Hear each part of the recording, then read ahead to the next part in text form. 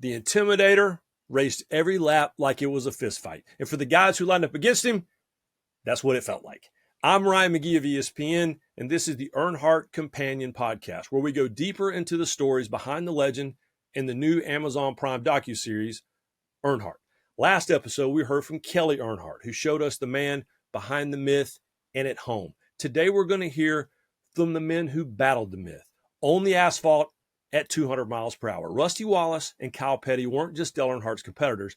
They were part of a generation defined by rivalries. They pushed Earnhardt, he pushed them, and they saw firsthand the fire that made Dale both friend and foe, respected and reviled. Take all the adjectives you want. That's who the Intimidator was. In this episode, we talk about what it meant to race against the Intimidator and how even when the helmets came off, that impact ran deep, even far away from the racetrack. Before we bring in Kyle Petty, we're going to start with someone who knew exactly what it was like to go door to door with Dale Earnhardt. And I know my people from the 90s remember this, that black car versus that black car, the number 2 versus the number 3, Rusty Wallace. He's a NASCAR Hall of Famer, the 1989 Cup Series champion, and a driver with 55 career wins. He wasn't just one of Dale's biggest rivals. For 5 years, he was Dale's biggest rival, period. The battles were intense, the respect was hard-earned, and their friendship, well, like everything in racing, it was complicated. Here's Rusty Wallace. All right, so Rusty, I'm a '90s guy, right? And I remember going to work at ESPN right out of college, and they're really kind of starting to get into NASCAR. And I told them, I said, I don't care what y'all want to talk about, but everything we do needs to be about Rusty Wallace versus Dale Earnhardt. What was that rivalry like, man? Those black cars in the '90s. It was a good rivalry because in the '90s I was really hitting on all 8 cylinders. I mean, it is probably the peak of my career. I mean, that's when most of the good stuff happened. You know, with finishing second in the championship to Elliott in '88, and then winning the title in '89. Then in 1990, that was our last year with the Raymond Beetle team, and then winning the Coke 600, then winning out in Sears Point in '90. It seemed like at that point I was always racing Earnhardt. Once the '90s started, we were really strong on the short tracks. He was really strong at Daytona and Talladega and intermediates. And so it was a good rivalry. It seemed like when he won on a mile and a half, I was winning on the short tracks. So it seemed like we were going back and forth. We were going back and forth quite a bit for the points championship. So we were always, it was either Rusty one week and him the next week. I remember '93, I won 10 races that year. So he had to pretty well deal with me in '93 pretty hard, But it was tough. It was fun. It's exciting. Probably the low point for him and I both was and you're talking about the '90s now. It had to be 1992. I'll never forget sitting at the Waldorf Astoria, and both of us missed the top 10. I believe we did. At least I did. And it was just a suck year. It was terrible. And I remember he stood up during the presentation, grabbed his wife, and left right in the middle of all the awards at the Waldorf because he was so mad and so frustrated. And I was too. I mean, I'll never forget that was the year that Penske actually sat down with me, and he didn't know if he wanted to continue because it just wasn't going the way that he wanted it to go. And I said, you guys hang with me. Don't spin out on me now. I told Penske that. And in '93, we came back on strong. Earnhardt came back on strong. He won the title. I finished second. I remember I had the big flip that year. So it seemed like it was always back and forth between him and I through the '90s. But I keep remembering, I harken back to '92 when it was such a low, and then '93, which is such a high, just in one year. Well, and I think about, those of us kind of watching from a distance and in the grandstands. I mean, man, I was at a paintball deal one night. I saw 2 lawyers getting a fight talking about Rusty versus Dale. That's what it was. But you guys, it could get tense, but there was a friendship there that I don't think any of us understood at the time, just as race fans. Is that fair? Yeah, it's real fair. And there was a great friendship there right to the day he died. We spent a lot of time together. I think probably our friendship really started to be stronger and stronger when I got first invited to go to the Bahamas with Bill France Jr. And it was only 2 drivers. It was me and Dale. And then our wives were down there, and we started building this great friendship. And this went on for a long, long time, And I think probably Bill Jr. had a lot to do with that. I remember I had the terrible wreck in '93 at Talladega, and then it was a week later. I'm out in Sears Point, California, and I hear across the big speaker from the big red truck, Rusty Wallace to the big red truck. And I'm like, what did I do wrong now? So I go in there and I'm waiting for something bad. And he says, I'd like to invite you to our big deal we do in the Bahamas. I said, well, I don't know what you're talking about. Tell me about it. He said, well, we take a lot of the industry people down there and we have a great time. We'd like to invite you. I said, okay. And that was a real important deal. It was a real honor for me to be able to do that. But it really had it where Dale and I were doing all kind of talking. And then we found ourselves racing a lot. And then after we were racing, I'd be over his house. He took my kids over there one day to help them, showed them how to shoot guns. I'll never forget that. And then the wives were always hanging out and having a good time. But the relationship right to the day he lost his life was really super strong. It was, I remember I'd go to Bristol and I was winning all them races in Bristol and he was struggling. And he come up to me and said, hey, man, will you help me with Bristol? And I said, yeah. Can you give me a setup? So I actually took my setup that I won races with there, wrote it down and gave it to him. And I promise you, I didn't doctor it up. I didn't do anything. I gave the exact setup that I just won the last race with. He took it to his team and said, Rusty said he's going to help us. Here's the setup. And they said, he's bull crap on you. Nobody can run a setup like that. That's a bunch of crap. So I talked to Dale. He rolled his eyes. He said, they put about half of it in. I said, okay. I went out that night and won the race again. And he had my setup, but they didn't believe it. And so I would help with stuff like that. We'd be on some of the trips. I'd go down to my room in the boat, and I get down there, and there's a case of Budweiser sitting there. Now, he knew I was sponsored by Miller, but he was constantly messing with me, So he put a case of Budweiser on my bed. And it was little things like that, but there was a lot of smiling going on. I will tell you, though, we leave some of those trips having the best time you've ever seen in your life and show up at the very next race. And he treats you like he didn't even know you. I mean, he was focused on racing and he wanted that money. He didn't want to have to give that money away to somebody else to share it, with me or whoever. And so I'm like, what in the world is going on? I mean, I was just with this guy 4 days ago and now he acts like he doesn't even know me, so he was like that. Game face, right? Yeah. Game face, yeah. But and you've told me this before, but y'all talked a lot about business, right? Because it was such a booming time, but helping each other handle the business end of it, the souvenirs, the merchandise, and all those things. What were those conversations like? Well, he was probably smarter than anybody when it come to that. Him and his wife Teresa were very smart at that, and I was able to reap a bunch of rewards off it, and other drivers, myself, Dale Jarrett. Some of the Labanis and stuff like that. He decided he was going to get involved in the merchandise business and start this company, and he did, along with Fred Wagenhals out there in Arizona. And I'll never forget. He said, "Hey, I need you to invest $125,000 in this deal, and I'm going to get the rest of the guys to do this. I think we can make some money on this." I said, "Okay." So I invested my money. I remember going to Coca-Cola 600. Practice is over. I get on my my golf cart. And I'm going to drive up to this condo that we own part of. Myself and Bill Simpson own part of it. And I got my uniform on, and there's Dale. He's right next to me in his golf cart because he had a condo there too. He's going to go there. And so we end up going up the elevator together. And as we go up the elevator and it stops at the floor, he says, "Oh, I got something to give you." He reaches in his pocket and pulls a check out and says, "Oh, this is your what we made on that $125,000 investment. Hand me a check for $1,100,000. That's how smart he was. He just gave me a check for $1.1 million. And so we did pretty good. He's very smart, very good with the merchandise. It didn't help that he was one of the most popular drivers in the world either at that point. But I reaped the rewards off of that. So did the rest of the drivers I just mentioned. But he really helped us a lot. And there's really nobody could compete with him when it come to that, And the only person that can compete with him when it come to that was after he passed, when Dale Jr., kind of took over that portion of it. In this documentary about Dale, they do a really tremendous job, the filmmakers do, of kind of setting the tone in each episode of what was it like at the racetrack in the 70s? What was it like at the racetrack in the 80s and in the 90s? What was it like when you guys were coming up through the late 70s and in the 80s? Because it's so much different than it was now. Back when, you guys were grinding it out for years, weren't you, before you finally had a chance to get in a cup car that could win races?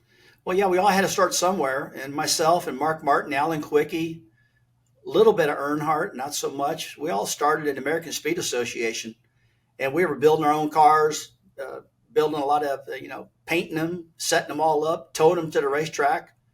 We were renting engines from Prototype Engineering. That was kind of the big engine guy. But basically, we were, every time you had a conversation with us, whether it was with me or whether it was with Earnhardt, it was always a mechanical conversation. It was never like, hey, how's your wife doing? How's your kid doing? How's the subdivision doing? Have they repaved the road? None of that stuff. It was like springs, shocks, tire pressures, appearances, stuff like that. It was something that nobody else would talk about. We were so uncommon and so quirky compared to other people when you just used regular conversation. Like I said, sometimes I used to look at a mirror and go, do you only know 2 or 3 words? Is a word you only know carburetor, shock, spring? I knew if I knew carburetor, shock, spring, and I won, I'd be super popular and make a bunch of money. So I told myself, don't get steered away. Stay what I call in the carburetor. And Earnhardt was always in the carburetor. He understood his springs, his shocks, all his setup. And plus, we got to surround ourselves with really good people, too. And we were able to do that. But there's a lot of drivers now that don't do that, and they still have success. But back then, there was no instrumentation. There was no computers. There's no simulation. There was no, simulators. None of that stuff. So it was all seat of the pants, and we had to know what we were talking about. And Earnhardt was really good at that. Well, what was it like for you guys? And you mentioned Mark and Alan, but obviously for you and Dale, you're this kind of next generation that rolled into the garage that still had Cale Yarborough and Richard Petty and David Pearson and Darrell Waltrip was at the height of his powers. What was it like for you guys making your way into this garage of Bobby Allison, these established superstars? Well, that's a great question. It was probably harder for Earnhardt than it was for me because he raced with those guys a lot more than I did. Now, when I came on, those guys were just going out. I'll never forget 1984, 1985, racing with Buddy Baker at Michigan, coming down the back straightaway, and me going, man, I can't believe I'm with racing Buddy Baker, And I popped him in the back bumper. He got a little loose, and I hit him, and he stuck his hand out the window, and he goes, come here. And I went, no, I'm staying back here, dude. I'm not coming up there. I throttled back, and I said, I'm sorry. I'm sorry. You never mess with guys like that, but I respected him so big time. It was unreal. I mean, Cale Yarborough, that big old neck on him, how strong he was, and David Pearson and Buddy Baker being so tall. I mean, those are men, man. Those are men. Those are 6'5" guys, 6'3" guys. We're not talking 5'2" guys like we got now, and there's nothing wrong with that. But no, it was just different cultures, different people. It's rough and tumbled and rugged, and everybody's always beating each other up and fighting and cussing and screaming and drinking like crazy and just going nuts, I'm sure it's different now.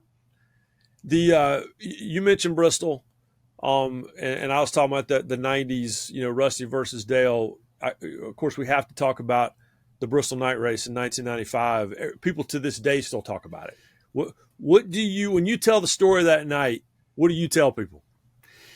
Well, let's first of all explain to me what race that is we're talking about in 95. And we'll kind of got to refresh my memory. Yeah, no. So we're talking about the 95 night race where Dale punted you early, and you spent the rest of the race trying to get back to him. Oh, that's the water bottle race. And the water bottle race, exactly. Yeah, okay, the water bottle race.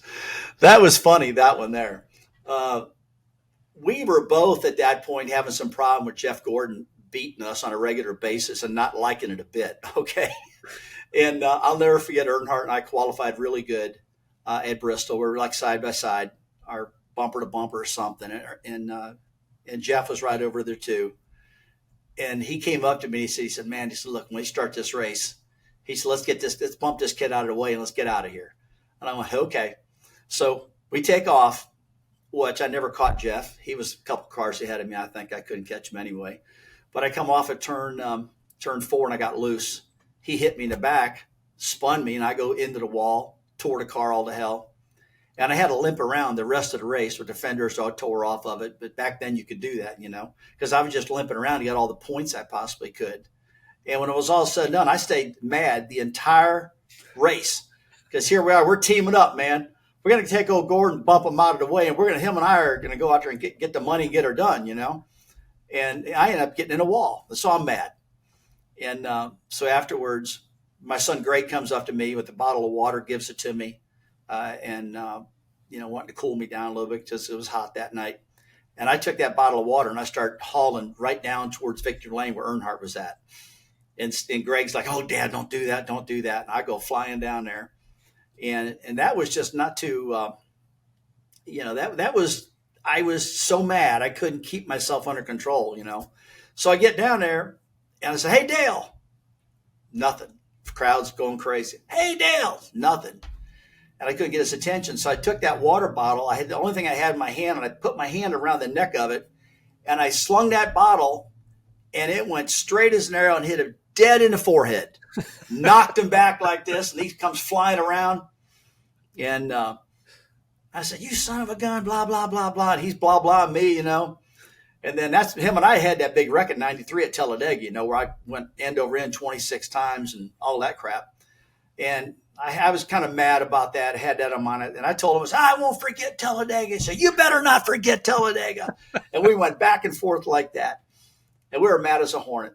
The very next day, I call him, or he calls me. Basically, we had conversation, and the madness was over just like that. But the fans, promoters, sponsors, everybody kept that going forever. They could not believe that literally overnight that we could get over that, but we did. And some of the problems I had with him, our encounters, we would get over them so fast you couldn't believe it. I never forget Michigan. We're out there practicing in Michigan one time, and I ran up on him, and I get underneath of him, and I got sideways, and I got him in a quarter panel in practice. He goes in the wall. Well, he is mad, man. He was mad. He was mad. And I got mad too because he was really getting out of control, I thought. Next morning, 7 o'clock, bang, bang, bang on my motorhome door. It was him. Walks in there and says, "I want to talk to you." I said, "All right, I'm sorry. Sorry. It's done. Okay? Are we over this?" I said, "Yeah, I'm fine." "Okay, done." And it wasn't, "Hey, or is it okay that we just get over this?" It was, "Done. I'm done. Showed my ass, man. Done. Sorry." And that's how it went. And it was super fast. All those little encounters, you would just get over them like nothing. But he was really good at walking up and spinning one guy out accidentally, maybe, and then patting him on the back and saying, "I'm sorry," and having that guy happy for him, somehow. Yeah. He always had that big grin, and he was the leader of the garage, and he always had everybody laughing and kind of eating out of his hand, man. And I got to admit, I always wanted to be like him. He had that swagger, and he used it, and it worked, and he won. And it was just a cool dude. Well, and the relationship that you two had, it sounds like it was built on respect. You might be mad and for a minute, but the respect y'all had for each other is it's almost immeasurable. Well, it was. There was a whole lot of respect, and you got to remember one thing too. He was very, very confident, and I was super confident because there was a lot of races I was beating him at, and there was a lot of races he was beating me at. I'm 6 foot, 190 pounds.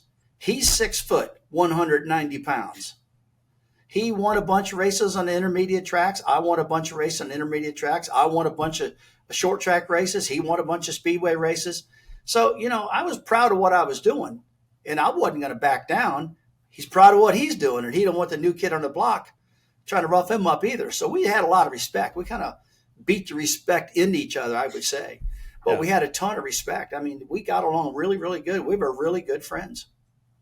Well, no one understands how difficult the Daytona 500 is to win than you.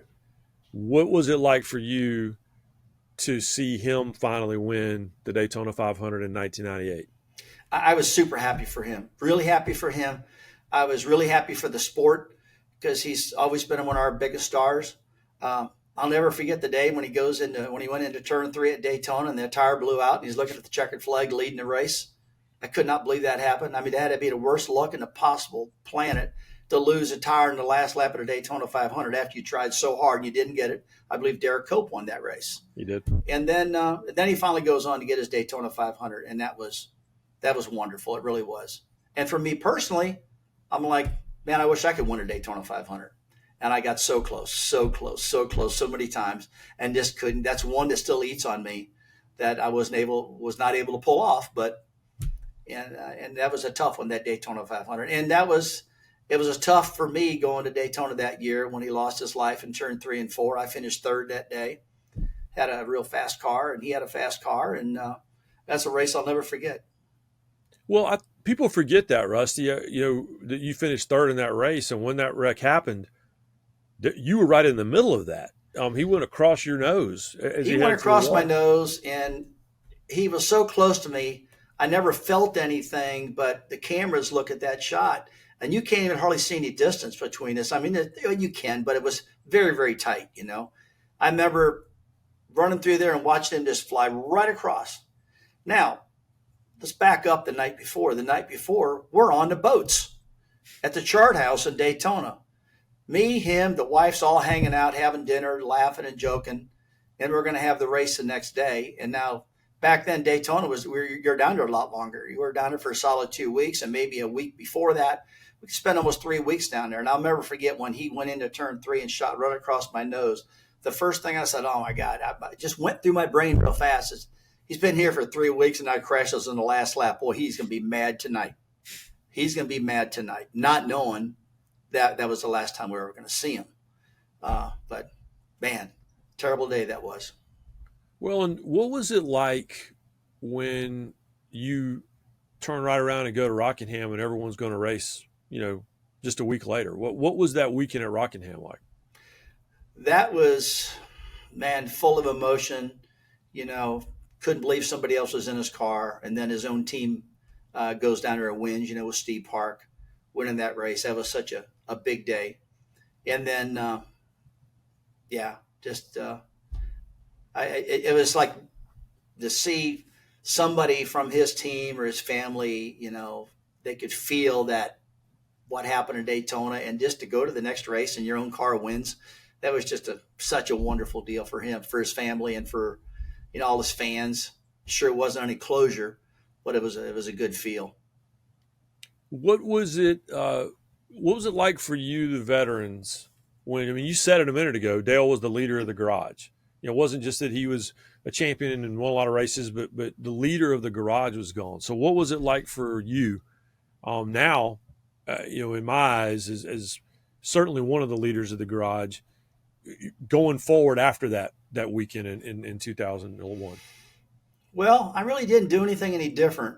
I always spent a lot of time up in the truck with whoever the officials were, or Mr. France or Mike Kelton and all that. I really want to understand the sport. I like staying involved in every aspect of the sport.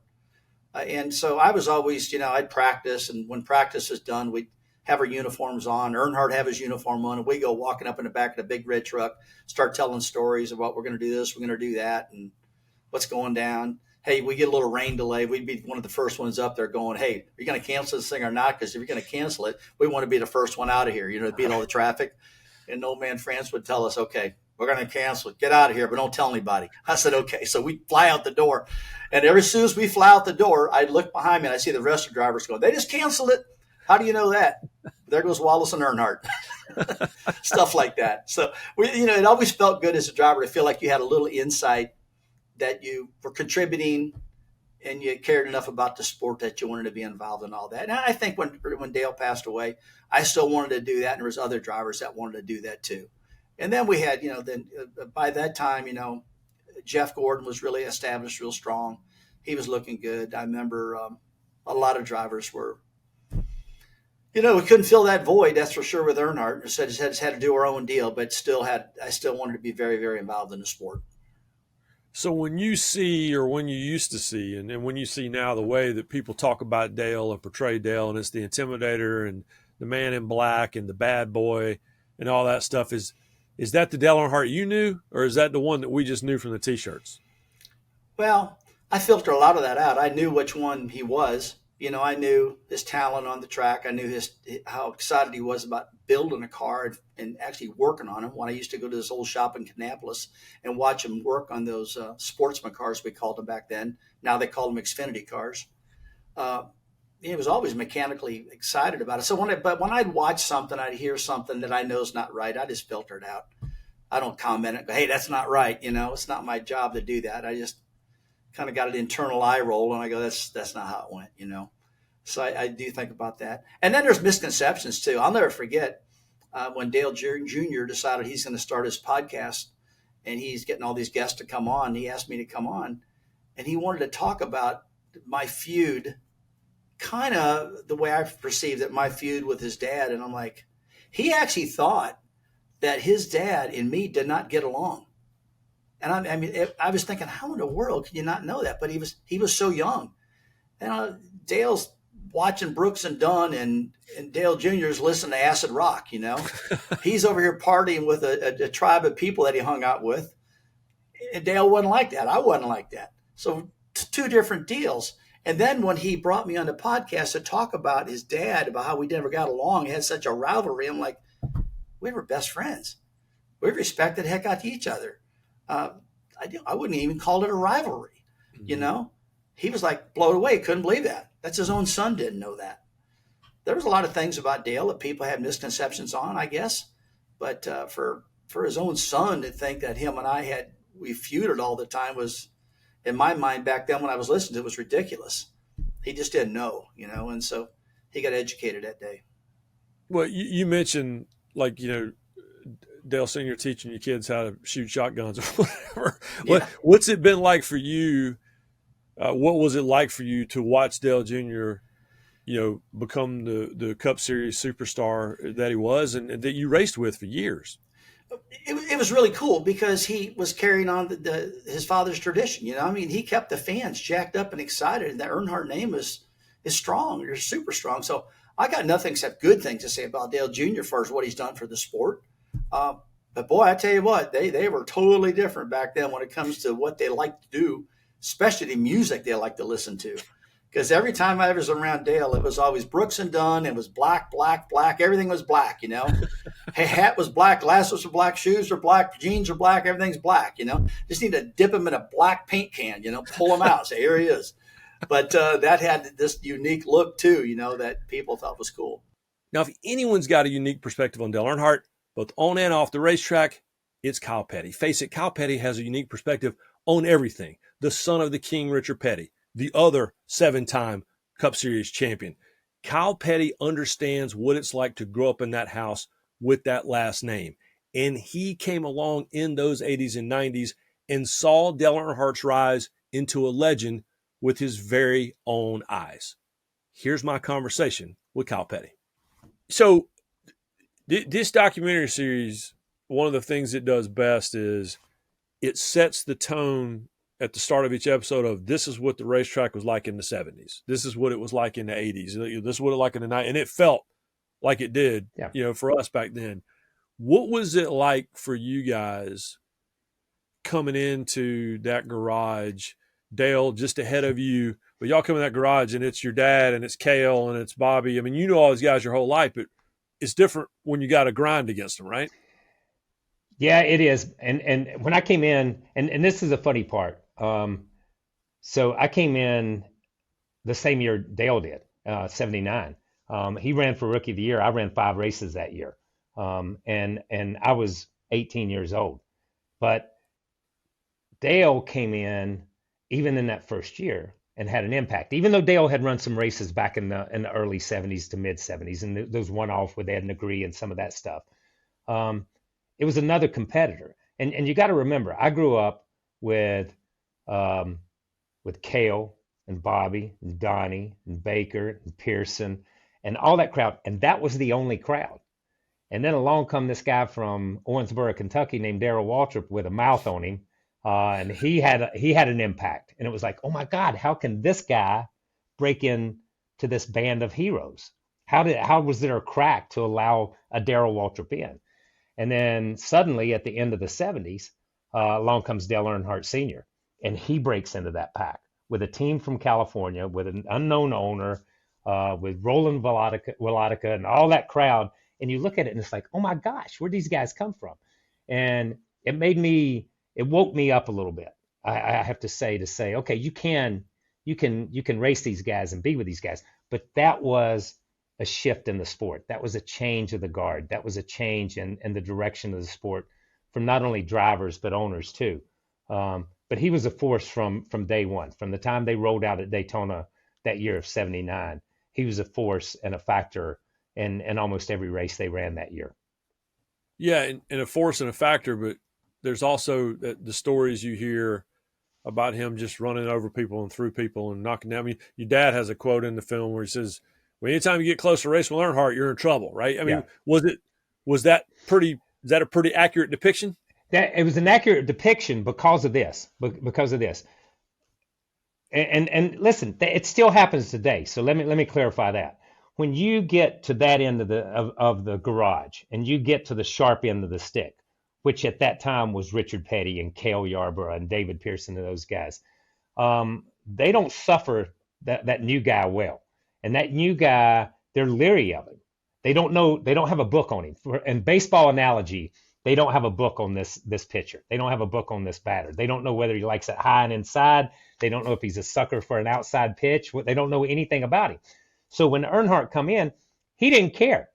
He didn't care whether they had a book on him or not. He was going to create a book. And the book he created was, I'm going to run up on you. I'm going to run against you. I'm going to lean on you.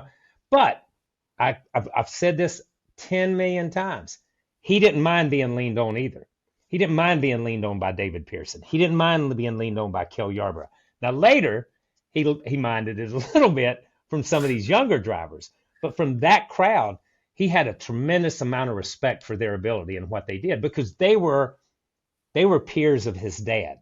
Those guys were peers. You got to go back. They were peers of Ralph. Ralph passed away way too soon, and they were peers of Ralph. So he had grown up hearing his dad talk about those guys, and then suddenly he's right in the middle of it.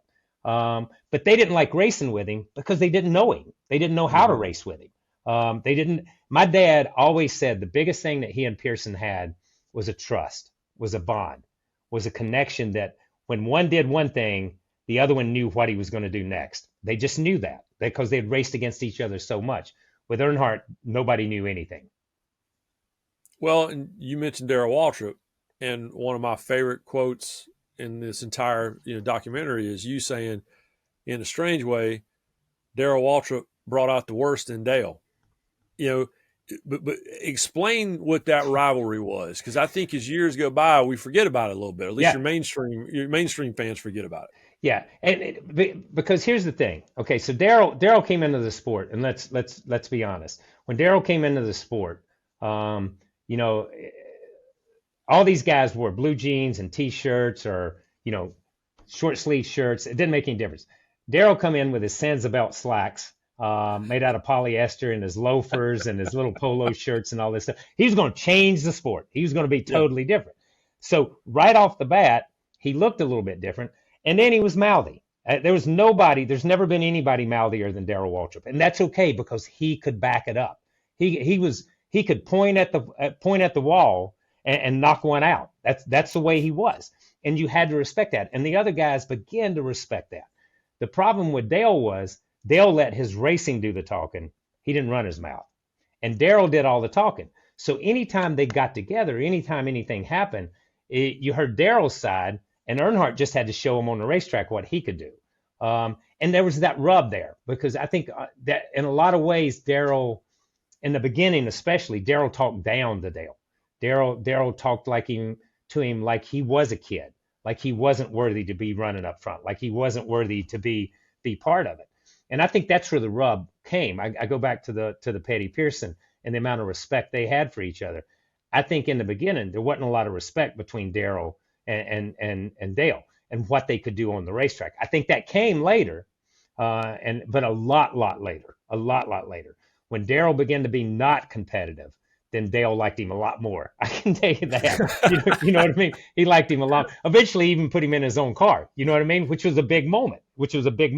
In that the totality of what their relationship was. That was a huge moment to ask Darrell Waltrip to drive a car for him. But I think it was personality clash. It was style clash. It was upbringing clash. These two couldn't have been more different than night and day. Earnhardt was more of the mold of Cale Yarborough, more of the mold of Richard Petty, more of the mold of David Pearson. They came from a mill town. Their parents worked in mills. Their parents were farmers.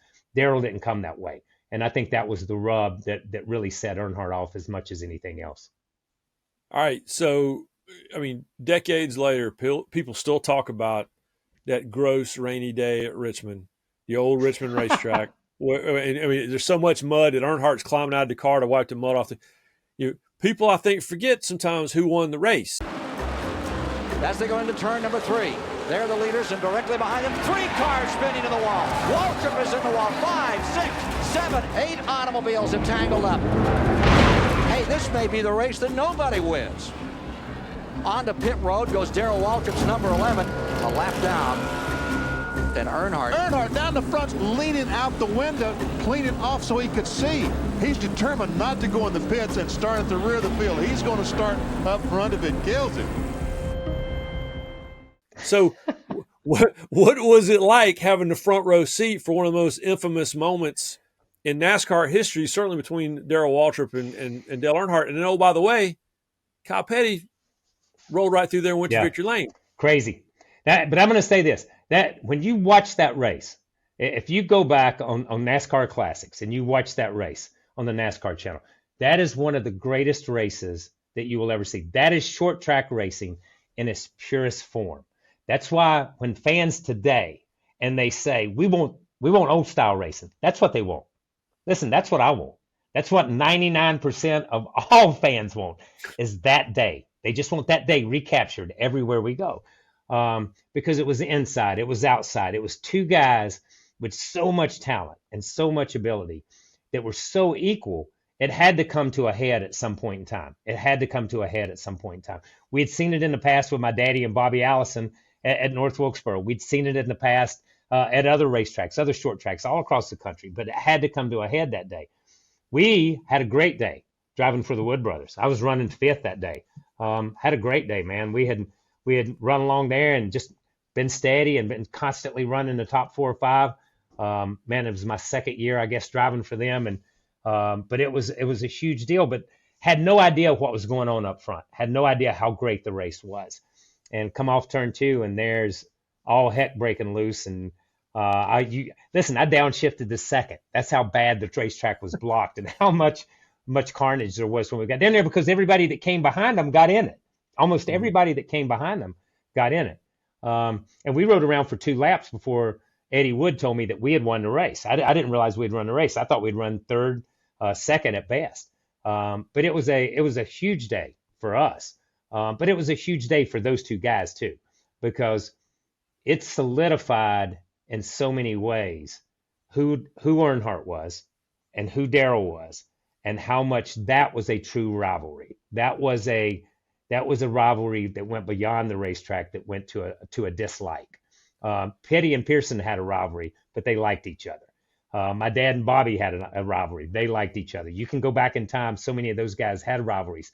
Here's 2 guys that wouldn't want to sit on the same stage with each other a lot of times. So that was a big day. That was a big day for me, but a big day for the sport too. Yeah, well, when I think about you that day, I've always thought about Harry Gant and Stroker Ace, right? Oh, hell, here we go again. Right? It's exactly the same thing. Listen, I rode around 4th or 5th in a lot of races waiting for it to happen again. It never happened again. But you know what? But it was, and if you go back, and there's moments, and the infamous pass in the grass that really wasn't a pass. There's moments in Earnhardt's career where he has an opportunity to really speak up and say something, but you know what? He doesn't say anything. He just kind of takes it, bites his tongue, and says, if he wants to race like that, that's the way we're going to race. Bring it. And again, it was all about the racetrack. It was all about the race car. It was all about what I could do on the racetrack. It's not about what I did in the newspaper or what I did on the nightly news.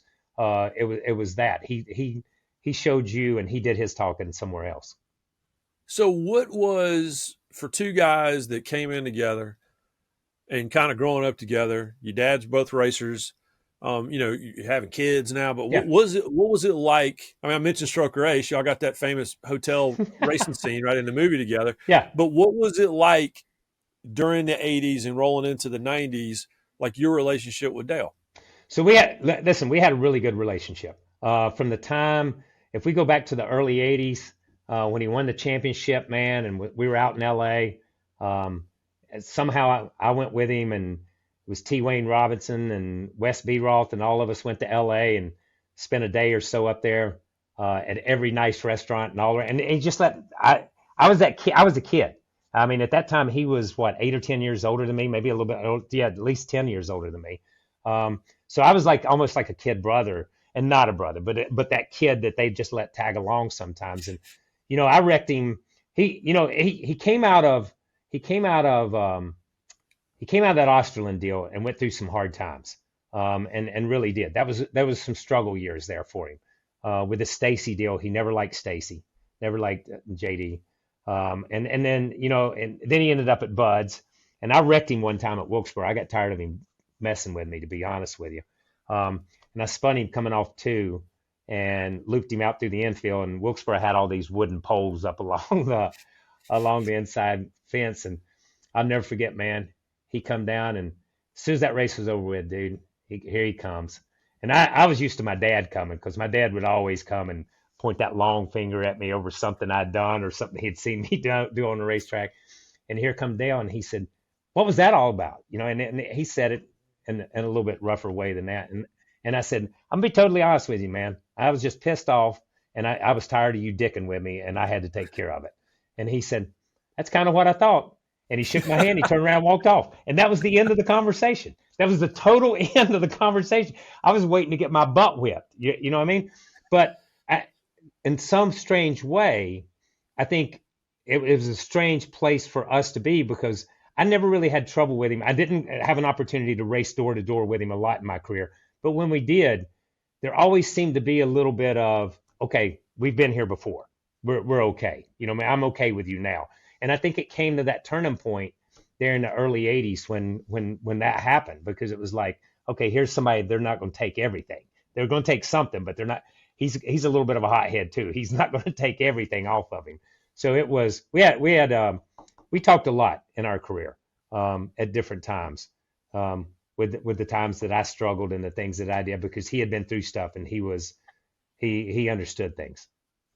So there's a quote in the film where someone says Dale could dish it out but couldn't take it.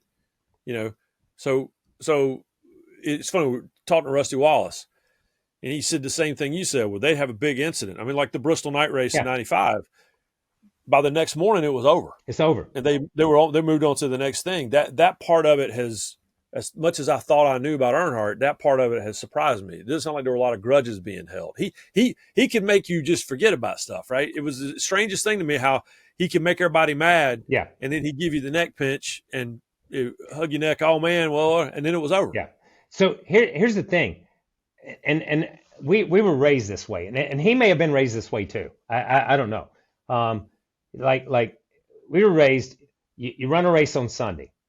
At 12:01, it's Monday. You better put that race behind you and move on to the next race, because that's all that matters. What just happened doesn't matter anymore. You can't fix it. You can't change it. You got to move to the next race. And you go to the next race, and my job the next race is to beat you into oblivion again. And that's the way it was. So the week started over. It was just Groundhog Day every week. Every week you start over. And I think Earnhardt had that mentality. Whatever happened on a Sunday was over on a Monday. That's it. I'm over it. You better get over it. My grandfather, Lee Petty, was that way. It was over with. Once he screamed at you and got it out of his system, it was over. Move on to the next thing. And it's funny when you think about it. I don't ever remember, in some of the conversations and some of the stuff we had, I don't ever remember him ever bringing up old stuff. You know what I mean? You never told stories about, well, this guy did this to me or this guy did that. It was just, well, we got in a wreck. But it was always we did this or we did that. It wasn't he did that to me or whatever. He took part of it anyhow, and a part of the blame on it. And the thing is, like I said, I don't ever, he didn't hold that grudge, but he raced you the way you raced him. If you raced him fairly clean. Now, when it come down for the money lap, he was going to be the hardest guy in the world. There's no doubt about that. And so many people, we've seen that. But in the middle of the race and towards to the first, the middle, and towards the end of the race, unless we got in the last little bit, you could race him pretty good. What was it like for you? Because your dad specialized in records that will never be broken, right? Yeah. 27 wins and 10 in a row. And, the wins and the poles and the whole thing. But the 7 championships, there was a time when that was considered, well, nobody's ever going to approach that. What was it like for you in 1994 when Dale Earnhardt, he did, tie your dad's record for 7 Cup championships?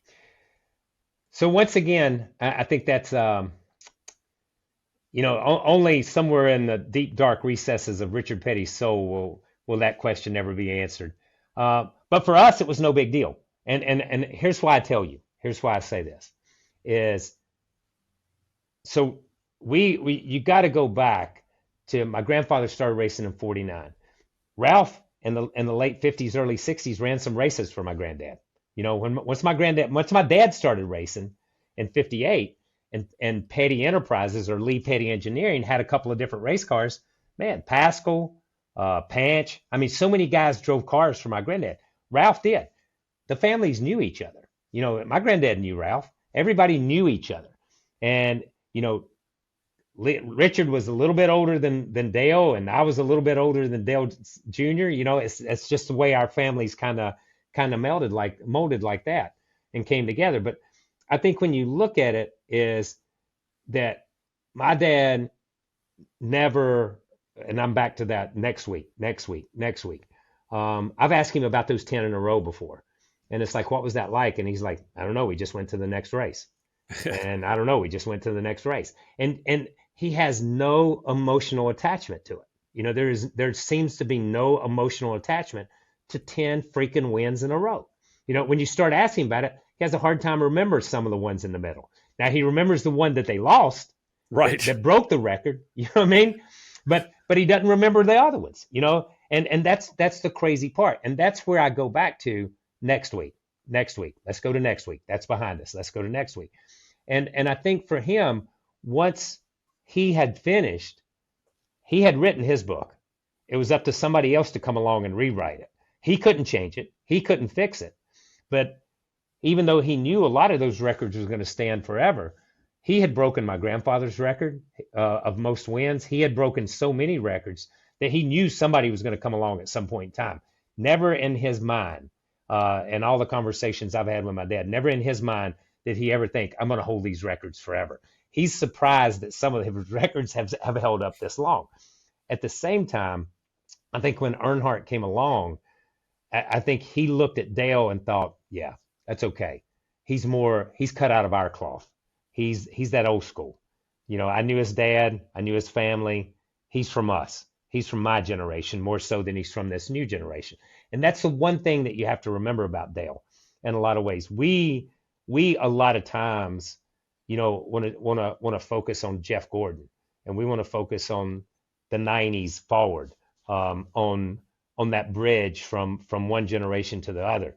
But Darrell came along too early, but Earnhardt was the link. Earnhardt was the link from the past to the present. Earnhardt was that bridge that put us all together and brought the sport forward. Yes, Jeff was there. Yes, all these other guys were there too. Don't get me wrong.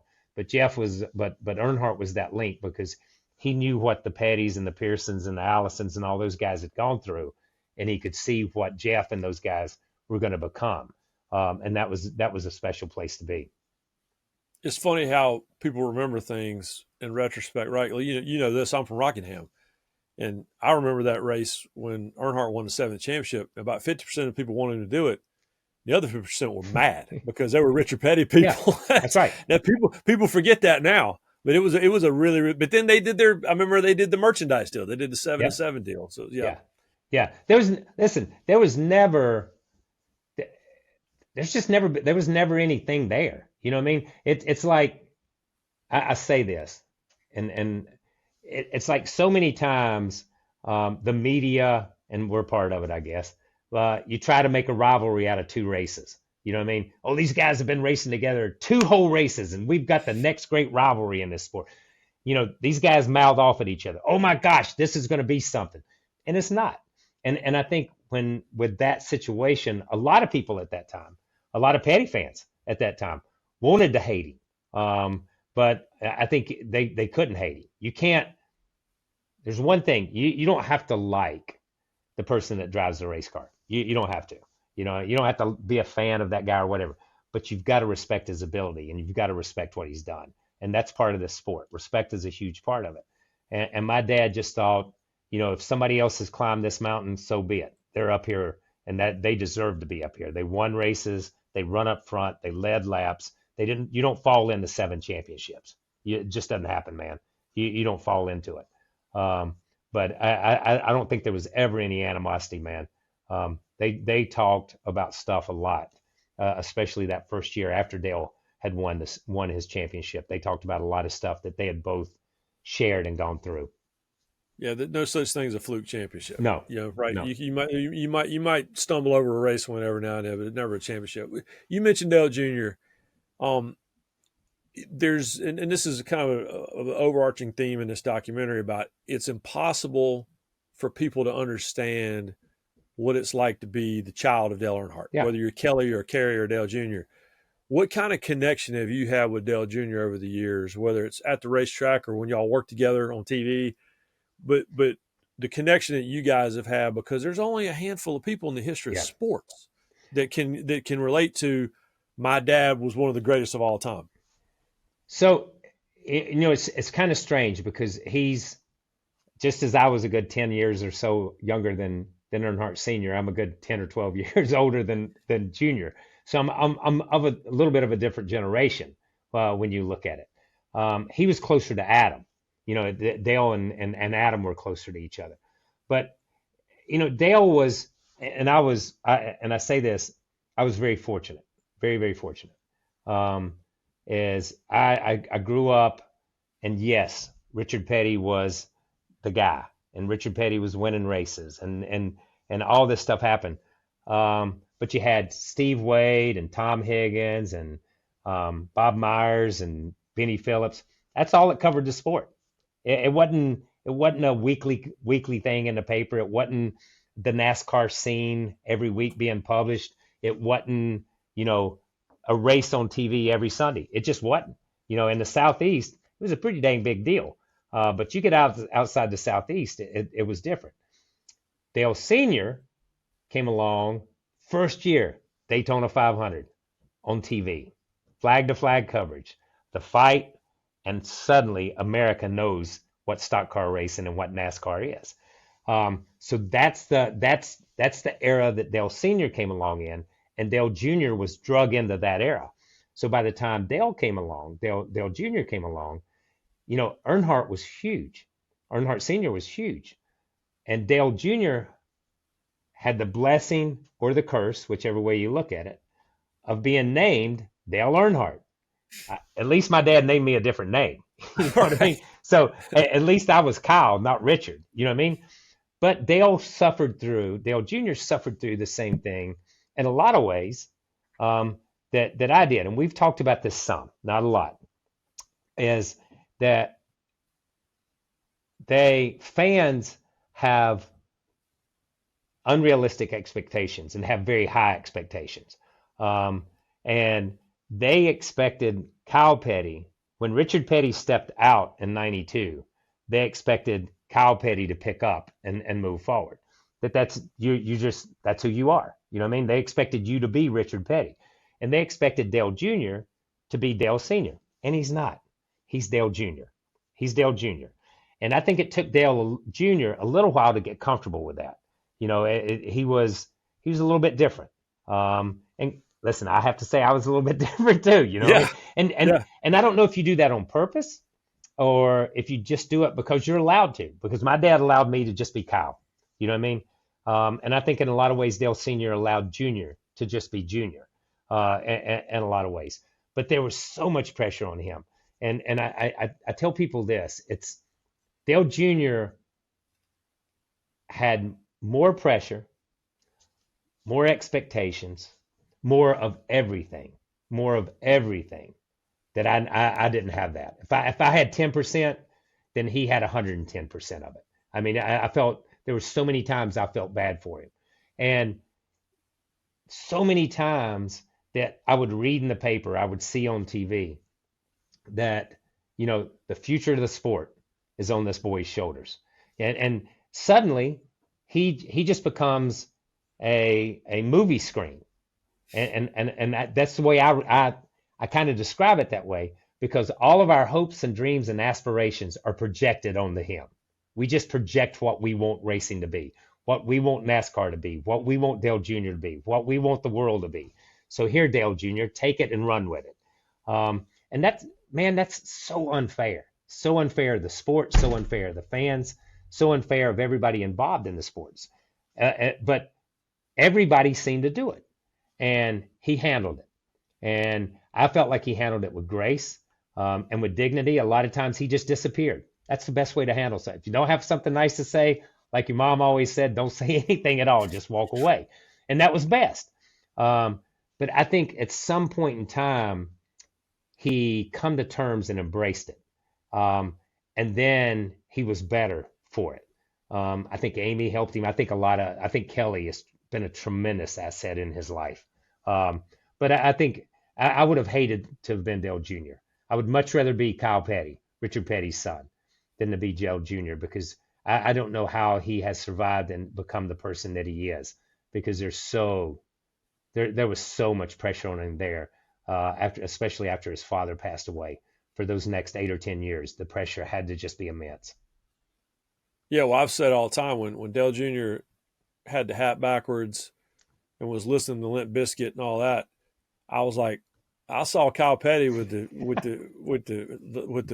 Tiny Tim hair and listening to Aerosmith in the 80s. Man, I've seen this movie before. It's just a little bit different, right? Yeah, it is. But you're you got Conway and you got Aerosmith. Which way you're going to go? And that's kind of, but that's the generational thing. And I think he was trying to tell people, I'm not Dale Sr.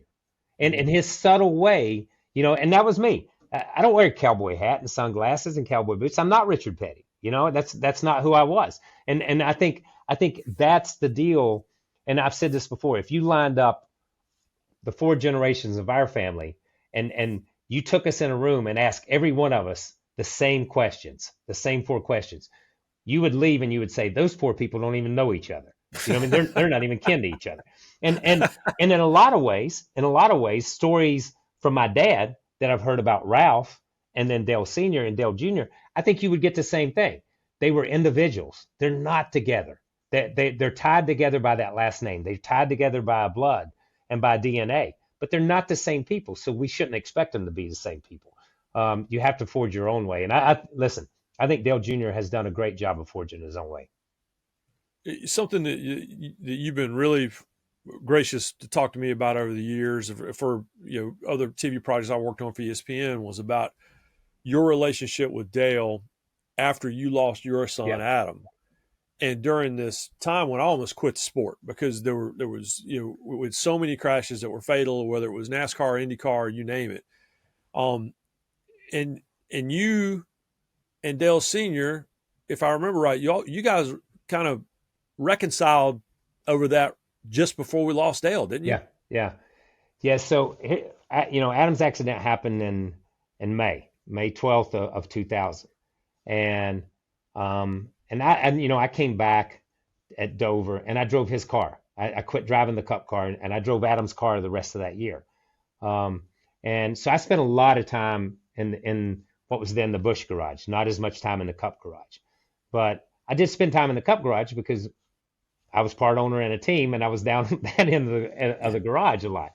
But it was so funny. And I've said this before, when something like Adam's accident happened, people that had never spoke to you would come up and talk to you and tell you things. And people that you thought would just be there and that you could talk to, they just didn't. And Earnhardt Sr. was one of the ones that would not speak to me. And I could walk across the garage area and I would see him and I would be walking towards him and he would catch me out of the corner of his eye or he would see me and he would just turn and go the other way. He'd turn left, he'd walk between the cars, he'd just go somewhere. So this went on all through 2000. And finally in 2001, we got to Daytona for the 24-hour race. And I was driving a little Porsche and he was driving the Corvette. And about 2:30, 3 o'clock in the morning, we both ended up with our shift ended. And we were walking back to the bus lot and walking through the Cup garage there. and he was in front of me about 15 or 20 steps, and I run up and put my arm around him, and I said, "So you're never going to talk to me again? Is that the way this is going to be?" And he just kind of hung his head, and he said, I don't know what to say." And I said, "All you got to do is say, 'Hey man, how you doing?'" And we started talking, and we went over to his bus, his motor coach there, and we sat outside his motor coach for probably 2 hours, maybe longer. I don't know. We just sat there and talked about Adam, and talked about Dale Jr., talked about racing, talked about where he was at, talked about where I was at in life. We just talked about a lot of stuff, and it was a very emotional conversation, and honestly, it was a very healing conversation, because I came away with it understanding where he was at. It was so close to home for him to have a son that raced, to have a son out there doing the same thing, to be watching Junior and to be on the same track. It was just too close to home for him to even acknowledge that anything like that could ever happen. And, before the 500 that year, and I've got the photo of it. Somebody snapped a photo of it. And before the 500 that year, we're standing behind driver introduction. And, he came up and put his arms around me and hugged me. And I just cried. I was just crying before the 500. And he was emotional. He was, and he said, "It's time to race. Let's just go." So that's what we did. And, and that was his last race. So it was very emotional for me when I found out, because over a very short period of time, it was the same Dale that I knew back in 79 and 80 when we were hanging out in LA and doing some of that stuff. So he was just that guy. You know what I mean? He knew what to say at the right times, and sometimes he didn't know what to say, but it was okay. And everything was okay in the end. So this is a big question, but I'm going to ask it anyway. What do you think is Dale Earnhardt's legacy when we look back on him? And that's a great question, because I have a strange thing, because you hear this question all the time. Everybody gets asked this question. Every great athlete gets asked this question. What's Richard Petty's legacy? What's Dale Sr.'s legacy? What are these guys? And I think it depends on where you come from and what your point of view is. If you're a blue collar, hardworking, bust your knuckles every week, calloused hands, feel like the weight of the world's on your shoulders, Dale Earnhardt Sr. is a god, and that's his legacy. He did more for the common man and the working man, that they just had a hero. They had somebody they could look up to. And he's always going to be on that pedestal to them. Always. If you were, a Richard Petty fan, you might hate him. If you were an Earnhardt or a Mark Martin or a Jeff Gordon fan, you don't see it that way. If you're a Terry Labonte fan, all you're ever going to remember is I just want to rattle his cage. That's all you're ever going to remember. So my point is this, is the legacy, everybody's legacy is in the hands of the people that saw him, the people that know him. That's your legacy. You can write your own, you can try to lay it out. I don't care. It's how you treat people and how you affect people. I've said it a million times. If you had Earnhardt Sr. over to your house for dinner one night, you'd try to have him back once a week, just because he was that good a guy. You know what I mean? He was the kind of guy you could just sit around and talk to. At the same time, I think what he's going to be remembered for is the way he drove, the hardness of the way he drove, the roughness, the rawness. There was no finesse to it. Nobody ever said that Earnhardt was a finesse driver. Nobody ever said he was a thinking man's driver. He got in there, he got it done, and he did the job. He was a blue-collar champion, and that's what it was. And in the end, he won 7 championships because of it. And that's part of it. The other part of his legacy is that changed the sport is going to be his death, because his death totally sent the sport in a different direction. It forced NASCAR to stop being reactive and be proactive. Up to that moment, of 2001 in February, NASCAR was a reactive organization. Tire blows, oh, let's figure it out. Something happens, let's figure it out. Suddenly, they became proactive. Let's get ahead of the curve. Let's figure this out. Hence, soft walls, Hans collars, the driver's cockpit that you see today, the cars that we see today, and things that we haven't even seen that NASCAR has continued to work on and continue to make improvements to make this a better sport and a safer sport. And every driver that came along after that day in February of 2001, every driver should thank God every day that Earnhardt's had that effect on this sport. Dale Jr. has continued that part of it by speaking up over his head injuries. That totally changed the sport. There's moments outside the race car that changed the sport. So I think when you look at it, it's a legacy of it's typical Earnhardt. Okay, so if we look at his legacy, and I'm sitting here, talking and thinking at the same time, it's typical Earnhardt. It's the roughness, it's the rawness, it's the gruffness, it's the I'll run over you, let's get this done, and then you throw safety on the other side. And the juxtaposition of the way he drove and safety don't even go together. They never go together, but forever they're going to be tied together because of him. That's great. That's really great. No, it's the truth, man. Well, see what you and I talked about for that ESPN special, which is this. There's two legacies to me. There's the championships and all that, and the T-shirts and Man in Black and all that stuff, and then there's the fact that it's again, I was going to quit. It was so awful for so many years in a row, and then it wasn't anymore. Yeah. It's now we've gotten used to it. Yeah, and now and that's a scary place to be.